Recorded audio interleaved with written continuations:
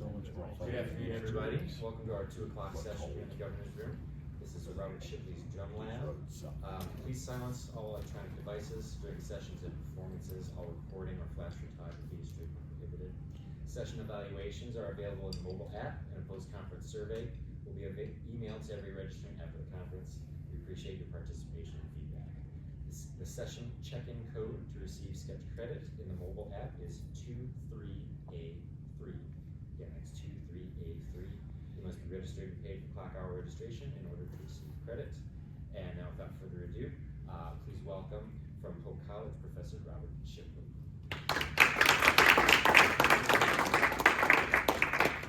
Hello, everyone. Welcome. As he said, my name is Professor Robert Shipley. I'm an assistant director, professor and director of jazz, and I teach drum lessons at Hope College. I would first like to say it's a privilege and honor to be here. I'm happy to be able to present this. Thank you for coming and supporting this. So we're going to get right into it. Now, I'm going to explain quite a few different drum methodologies. I'm assuming we have some drummers in here, maybe perhaps some music educators, and my hope is to help you music educators help your drum students. I have a beginner drum method book that we're going to begin with showing you some things in there, different methods. I have QR flyers on the table over here for QR codes, with QR codes to give you access to the publisher site for these publications. What else? So I'm going to be moving pretty fast, but I want to give you the opportunity to let you know you can stop me at any time if you have questions. I will allow some time at the end of the presentation for questions. Yeah, so without further ado, let's get into it. Now, I have one of my drum students here to help me. So come up, look, and you can grab this chair and use the pad, to display this. So,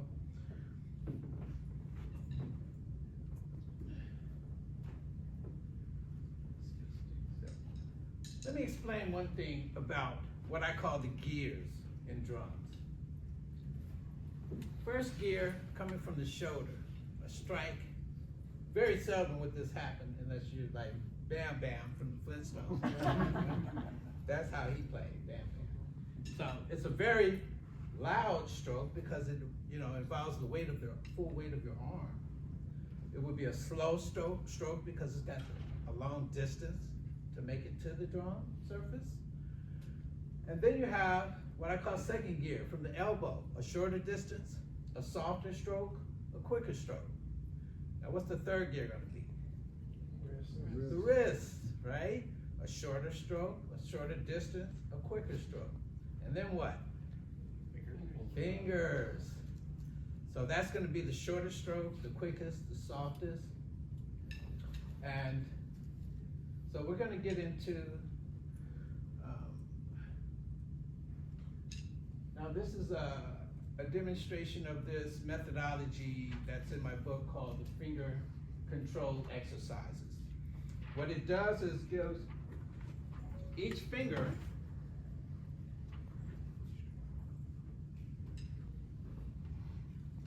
equal amount of exercise, the way the regiment is devised. And so we'll go through this, and he'll be playing it while I guide you through it. So, first of all, we need to find the balance point for the stick, or we allow the stick to assist us with this stroke. What we want to do is get maximum production with the least amount of effort, so the stick actually helps you. So to over-exaggerate, the wrong way to do it would be to hold the stick this far, all the weight's in the back. Too far back in the back, all the weight's in the front. You want to find a spot there's a sweet spot where the stick just balances, and then you come back to add a little bit of weight to the front. And then you have a really good rebound spot where the stick is assisted. Does that make sense? So this is your fulcrum.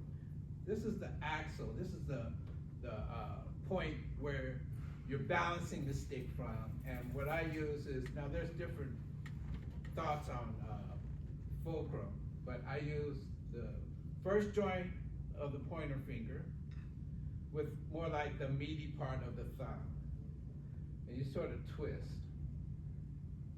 And that's the fulcrum. So F equals fulcrum, M equals middle finger. The fulcrum is always engaged. R equals ring finger. You get the other fingers out of the way and you use the ring finger.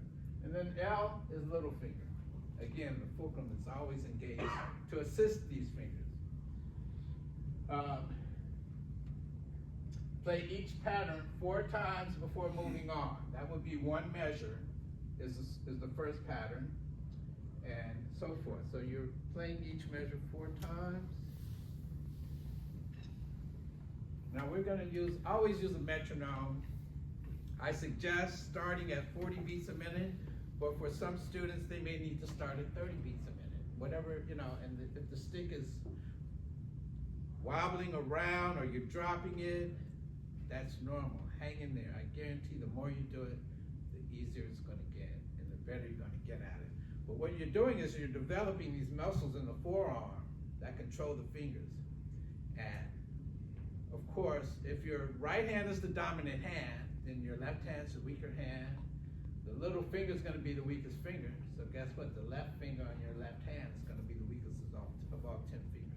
Again, this exercise gives each finger an equal amount of exercise.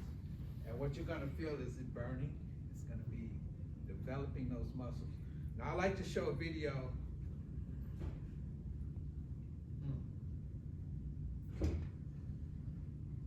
Forgive me, I don't have this put up, but I'm going to find it really quickly because a friend of mine, Sonny Emery, is a very great drummer. Oh, it's right here.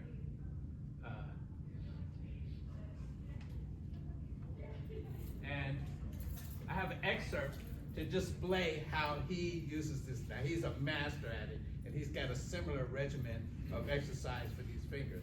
So just to display what it would look like.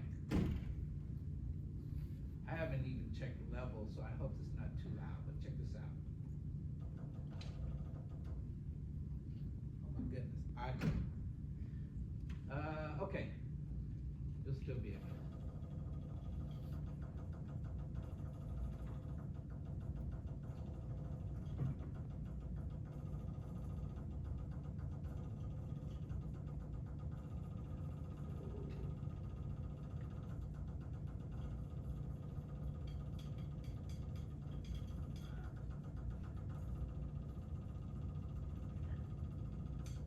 Okay? So I use that for motivation because he's a real master at it. And guess what? He didn't just wake up and do that one day. He had to work for 10,000 hours, isn't that what they call it?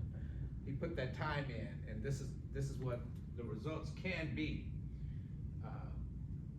for this method. Okay? Now, Luke, my student here, has this really good.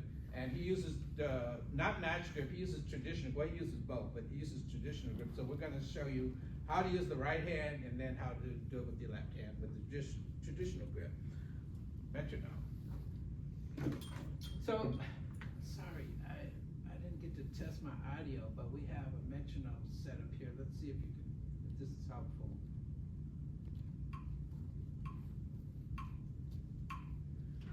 You keep up with that? Yeah. Put this back up. All right, here we go. Now we're gonna, for the sake of time, we're only gonna go through each measure twice, 1 repeat. And I'll guide you through while he plays it. 1, 2, E, and a ready, and first measure. Fulcrum, 2, E, and a 3, E, and fulcrum. Now second measure, fulcrum middle, fulcrum, middle, fulcrum, middle, fulcrum, middle. Third measure, fulcrum ring, fulcrum, ring.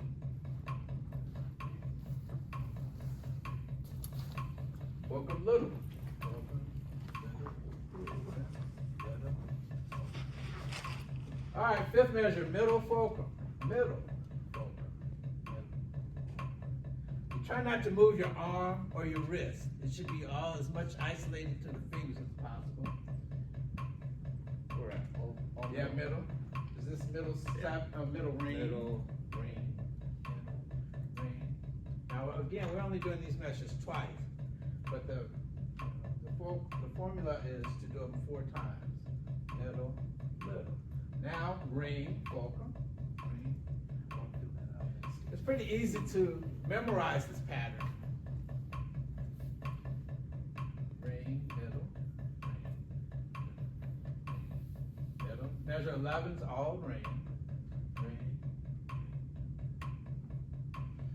1 and a 2 and a 3 and that measure 12. Ring, middle, ring. Okay, you get it, right? Good. For the sake of time, we're gonna. Really quick, so you're actually pulling the other fingers that aren't being used off the stick. Correct. Getting them out the way. So Yeah. you go So you like isolate. fulcrum for 4, Yeah. and then fulcrum middle for 4. Yeah. But you're assisting it with just that finger, and then your other 2 are off the stick. Yeah. That's just So we developing learned the muscles within Yeah. there. So we're in the little finger, these 2 are off. We're Yeah. Okay. Yeah, so you're doing that there. But it's not taking the place of your focus. You're Right. still twisting these 2 fingers. Any other questions? Please, that's good. Stop me. You know, I want to keep it moving, but I do want to stop and address any questions or concerns, okay? All right, now he's going to show you how to do the traditional grip with the left hand. Now,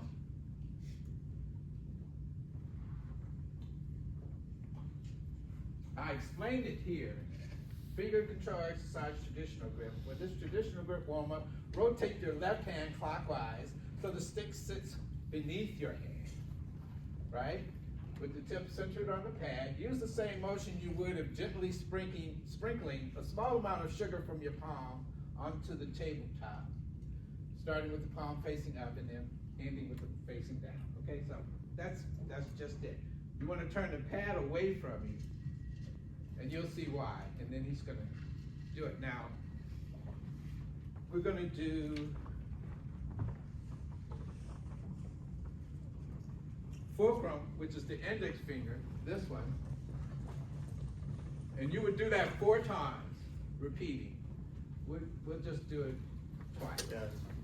And then you do the middle finger, which would be measure 6. Middle finger 4 times. Go back to the fulcrum or index finger 4 times. You do that with your left hand, you're gonna feel a nice burn. Yes. So I see that when I think of traditional, I think of palm up, but you're doing palm down. Yeah, So that's the exercise, that's these the 2 exercise. fingers. When you actually do the traditional, do you do it that way then? Yeah, Okay. yeah, it's just the rotation. Got it. There, that's Okay. just the traditional. That makes But sense, yeah. this And then helps you're develop the exercising these 2 Yeah. fingers, Mhm. building the muscles that way. And then when you turn the palm around, does that make sense? Yeah, yeah. muscles. Good And it question. translates when you go back to the normal traditional. All right, let's show them how that works. Can we do each measure 1 time? Yes.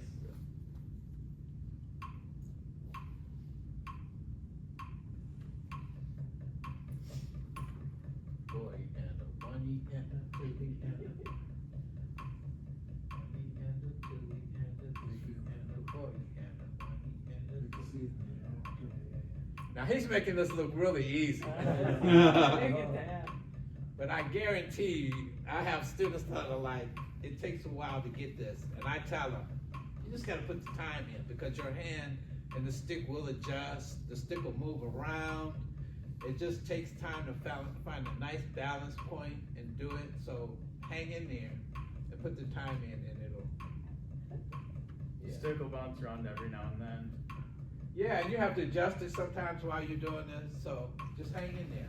I want the little, I want to see the little finger. We don't do that. Hold on. Oh, you getting a nice burn in there? Oh, yeah. Yeah, Yeah, yeah. it's a good workout, so. Yeah, even when you're doing it here, you can like see the individual muscles working. Okay, any questions? I wanna move on to the next thing, so, yeah. Mark, I have Professor Mark Lopez from Hope College is gonna assist me with this particular exercise. Now, I picked this exercise up in my travels in the south of France. There was a conservatory in, well, they call it conservatories, it's like mom and pop music things, but it was an instructor, jazz instructor teaching middle school and high school jazz students and of all instruments, these rhythm patterns. And I really respect that because as a drummer, I don't feel like other other musicians on other instruments get enough exercise on rhythm.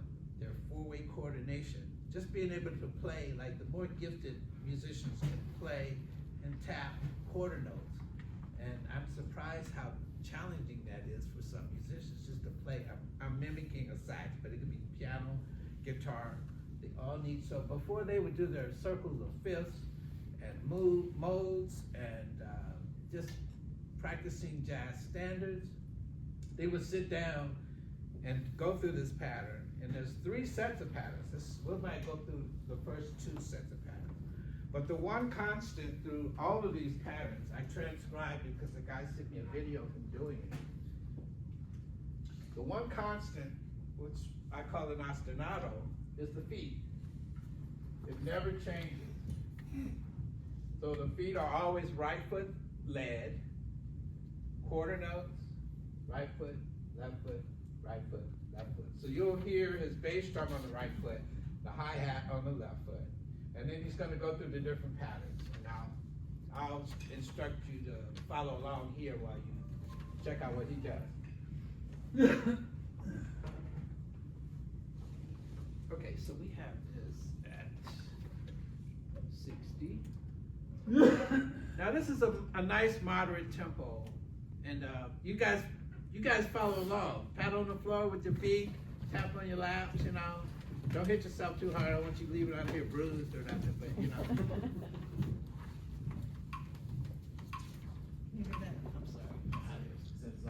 Yeah, I kept you guys to come through the system, but okay. So we're gonna follow along. All right. 1, 2, ready, begin. Right foot, left foot, right foot, left foot, second measure. And then on the next line, we'll begin with right over right, left over left, right? One more measure. Now, right hand lead. Right over right, left over left, right over right, left. Third measure. Now, left hand lead. Left over right, left over left, left over right. Oh, already we got some people lost. Sorry about that. Left over right, right over left. One more measure. 1, 2. Now back to right over right. 1, 2, and. All right. Third measure. Now we're going to do 8 notes, right, right, left, left, ready, begin, right, right, left, left.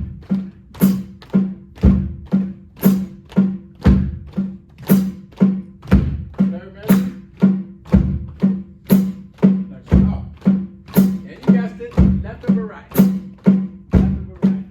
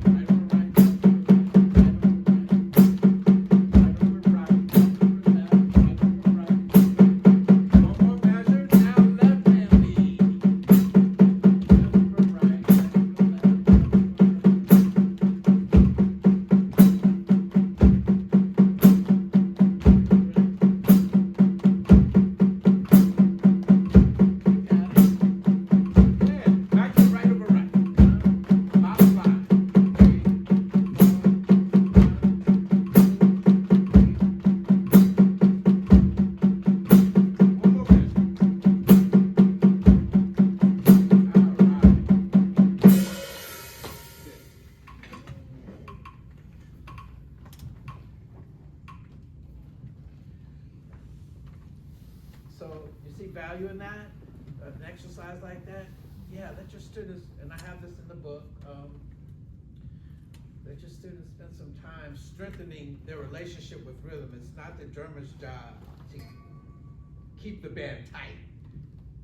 It sort of supplies a steady tempo for the band, but the band being tight rhythmically is everybody's responsibility. So this helps. Now, look at this next rhythm pattern.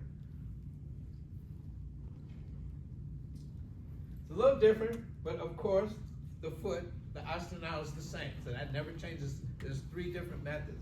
So this involves cross rhythms or hemiolas, accents. There's no more right, left, left, right, left. It's all alternate hands, right, left, right, left. We'll begin with the feet, then unaccented 8th notes, and then we'll accent the 8th notes in like a triplet pattern. But in 8th notes over quarter notes in the feet. All right, this will be fun. So, same metronome. All right, 2, first line, play just the feet. Right, left, right, left, right.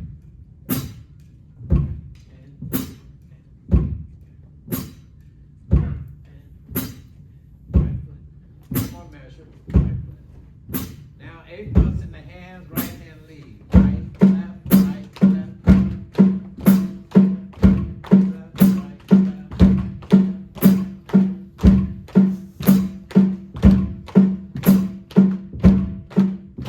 Alright, third line is right, left, left, ah.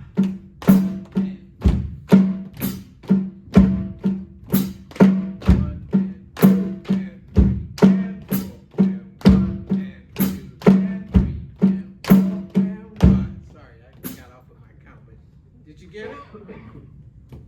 How many people did it right? Oh, good for you. All right, now the triplets. I love this one. All right, forget the metronome. You'll be the metronome. Yeah, because we can't hear it. So let's start with unaccented triplets. So that's 1, 2, 3. 5th line. Here we go. 1, 2, triplet, triplet.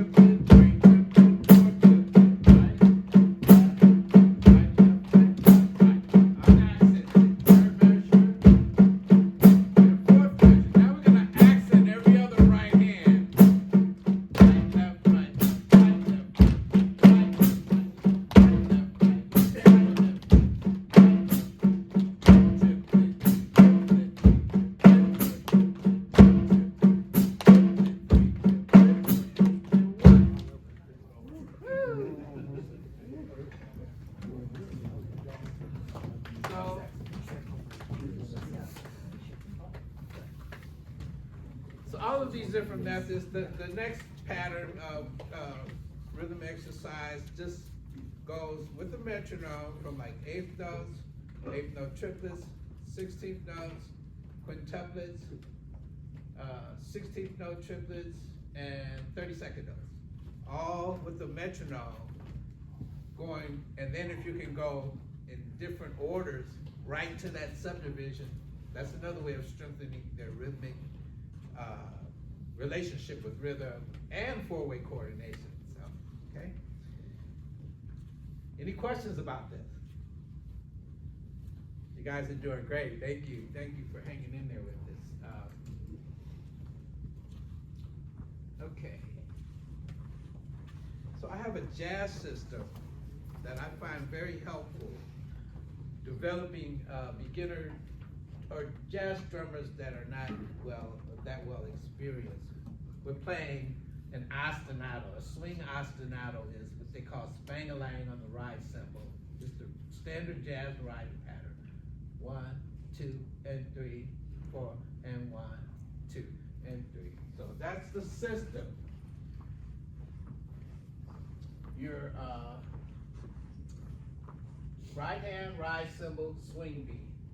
Left hand's going to be doing snare drum, various snare drum patterns as written, and you'll see that. Right foot, bass drum, feathering quarter notes, just as it's written here. Left foot, hi-hat, 2 and 4. So that's your swing system, your constant, your ostinato. And this is what it'll look like. So the next page, what I've done, I've created about, I don't know, maybe 5 pages in the book in a 32 bar form, which replicates what would be standard in a AABA form, which is a great number of jazz standards. Take the A train, you name it. A lot of jazz standards are in the AABA form. The reason I did that is because one way to implement 5 different rhythms is play the ride pattern, read the left hand snare pattern, feather the bass drum quarter notes, 2 and 4 on the hi-hat, and have the drummer sing the melody. Da da da ba ba da da da da do da da da ba da ba do da do ba do da do da. And Mark's gonna sing and do all this. No, you guys are gonna sing A Train while he plays it. How about that? That'll work. Can y'all do that for me? So, we don't need to make it now. Let's. Yeah. Yep, right at the top of that second page. So, okay, so let me explain this. I have the 2 bar lines after every 2 bars because these are 2 bar phrases. And so, the right cymbal pattern is over the very left hand snare patterns, just to give the students an example of exactly where the hands fall in relationship to each other, because sometimes they need that little extra help to get them going. This connects students to my intermediate to advanced book, which is the complete drum methods for the well-rounded drummer. And I'll show you a little bit about that too. But yeah, so what I do is ask the students to play 2 bars at a time. It should be in the instructions here.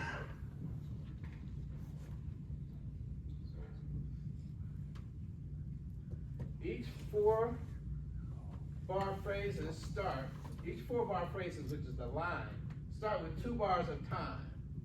So what I'm asking the drummers to do is play 2 bars of time. 1, 2, 3, 4, and then play the 2 bar pattern. And if they make a mistake, they just repeat it and go until they get it. And then they go to the next 2 bars with 2 bar increments of patterns of time in between each.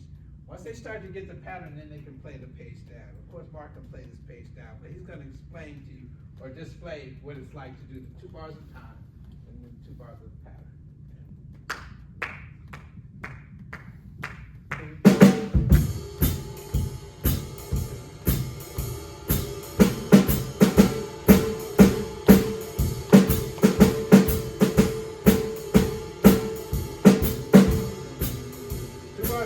Now the second 2 bars. Yeah, 2 bars of time. So it's 2 bars of time and then, yeah. Now he's gonna play the whole page down. 1, 2, sing A Train.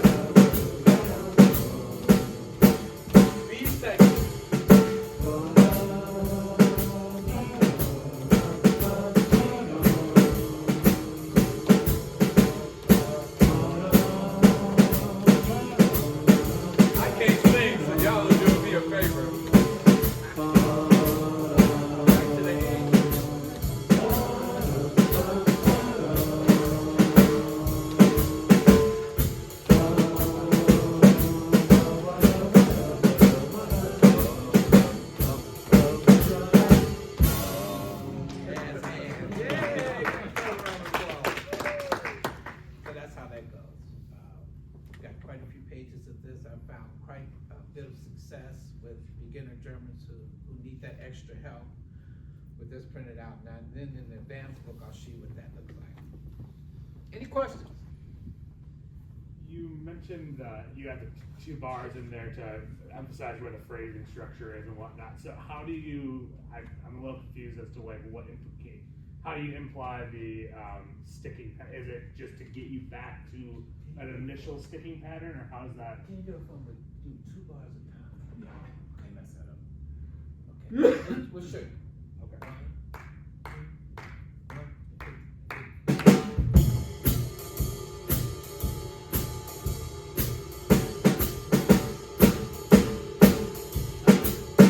2 bars at a time, because we got it right.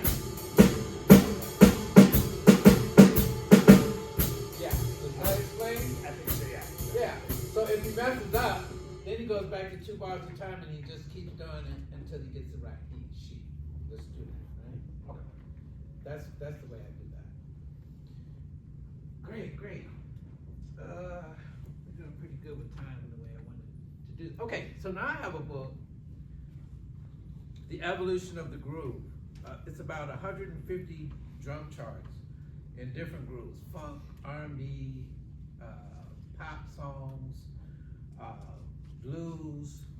I'll get to the jazz, but mostly like commercial grooves.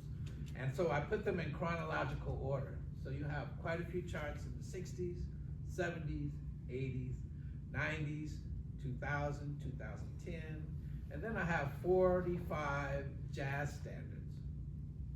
And so for a drummer to read jazz standards, basically they read what's called a lead sheet, which is like the melody and the form with repeats and all that, but it doesn't really tell the drummer. It might say, swing or Latin, bossa nova, those types of things. So what I did was wrote the melody, the rhythm of the melody for the lead, for the melody of the song. So now this is an example of Miles Davis's tune 4.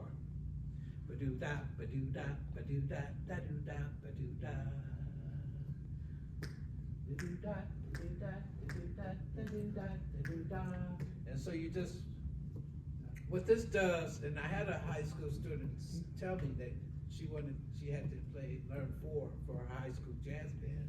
And I gave her this chart, and she came back saying, wow, that really helped me learn the song because it gives her the melody. So what the idea or the premise behind this is, the melody of a jazz standard is not something you're just supposed to play once and then they solo and you forget about it. It should always be in our minds. So this way the drummer can play this pattern. It doesn't have to be verbatim, but this is the idea for them to play the rhythm of the melody behind the soloist. It keeps everybody in the form. It informs everybody where they at within the form, and it actually is a pretty good comping mechanism for the soloist. So it serves quite a few purposes, and in those 45 jazz standards I have, and some of them are Latin. So Mark's gonna show us how this works.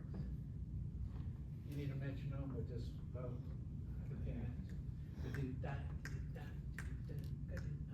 whatever's comfortable for you.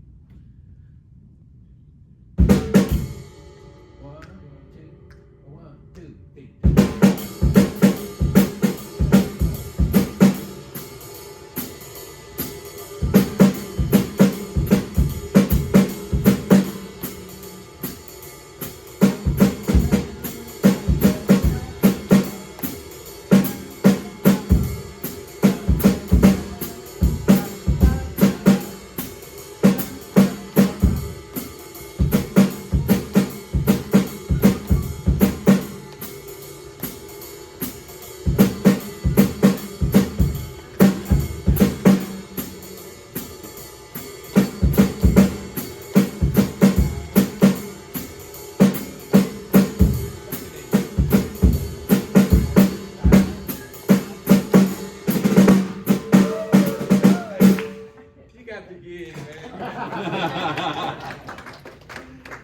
I have oleo as an example. Now in my table of contents I have jazz groove number 34, and then but for copyright purposes the publisher wouldn't let me put the name of the song on there. I've seen, anyway, that's what that is, but,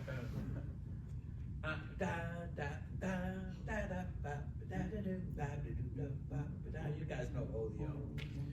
So I was asked to do a master class for tap dancers. And so we had a lot of fun with this, because tap dancers are really strong sense of rhythm, their relationship, four-way coordination, so they were tapping on their head, playing melodies. I had one emulating the hi-hat or the spangalang, one was the feather in the bass drum, one was the hi-hat on 2 and 4, one took the melody, and then they just went round robin and switched, and we had a party. So this is really good. Another book, I have flyers with the QR codes for that. That's called The Evolution of the Groove. Any questions? So now this is from the advanced book. And so, again, the swing ostinato, feathering, bass drum, quarter notes, hi-hat 2 and 4, ride pattern. And then I got these rudimental patterns from Marvin Smitty Smith, but I devised them in a way that I call trading fours. So you're playing just a swing ostinato for 4 bars. That would be while the instrumentalist is soloing. And then the drummer, this is a variation of like single strokes, right up front in triplets, 8-note triplets, and then 16th notes on different drums, snare, high tom, middle tom, floor tom. So yeah, it takes them through this, which educates drummers on all kind of different rudimental patterns. And this is the easy part. It gets complicated. So it's a lot of different patterns to give students ideas on improvisation, on drum fills, and in a methodology that's like trading fours. For the sake of time, we're going to keep going because I want to just show you something else, but that's in the intermediate to advanced book I have called The Complete Drum Methods for the Well-Rounded Drummer. Again, there's a flyer over there and with the QR code if you want to look at that book. This is how it advances a little more into adding bass drums over the cymbals, different things. And believe me, it's a lot. When I looked at what Marvin Smitty Smith put together in like a 10-page, it was overwhelming. I said, I got to break this down into little chunks, how I would practice it, how I like to teach it. So this is a really good method for helping drummers. But it goes further. So this trading fours is implementing the Alan Dawson rudimental ritual, which again, in 4-bar chunks of rudiments, reading a swing system, and then doing rudiments. You want to show them how this? I think you can show them how this works. Okay. So this one doesn't have the ride pattern written over it, because by the time they get to this book, they should be good enough to do it on their own. So they're doing the swing pattern, they're reading the varied snare patterns, and then they do a rudiment, the single drag, the double drag, and the single rattling cue. So let's show them how that works.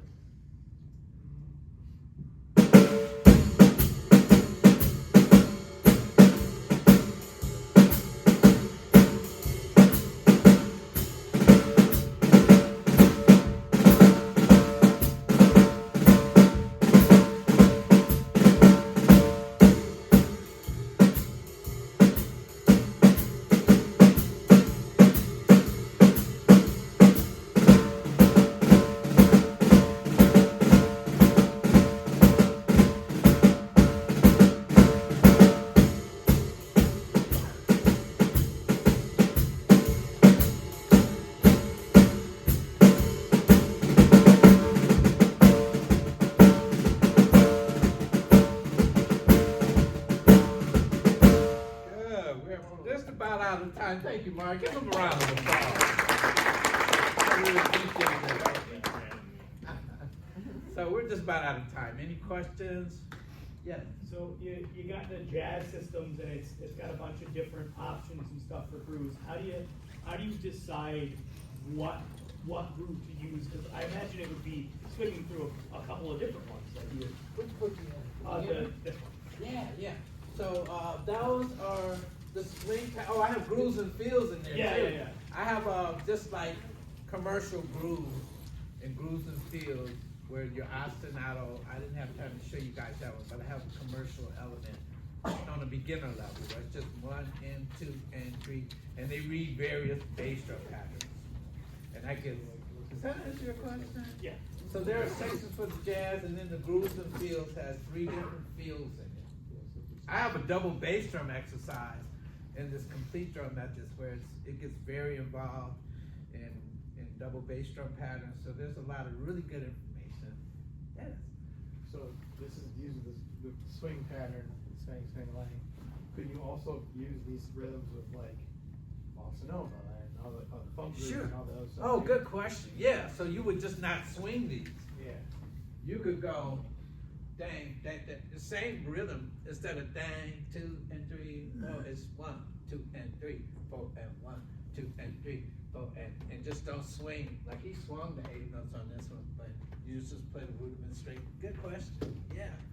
So that can be used in a Latin form.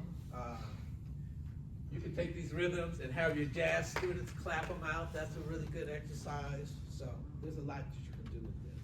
I'll be happy to take some questions if you want to meet outside. I guess we have to give the room up. Thank you. Thank you.